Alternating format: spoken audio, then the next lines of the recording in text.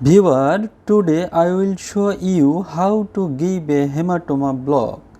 It is a very simple procedure by which we can do close reduction of wrist fracture with minimum pain or without any pain.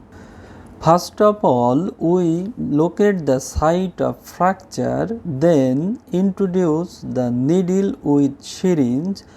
When we aspirate, the blood is coming out. We sure that the needle in the fracture hematoma. Then we introduce local anesthetic slowly about 5 ml. After few minutes, the patient is feel no pain in his fracture site. Then we done the close reduction very easily.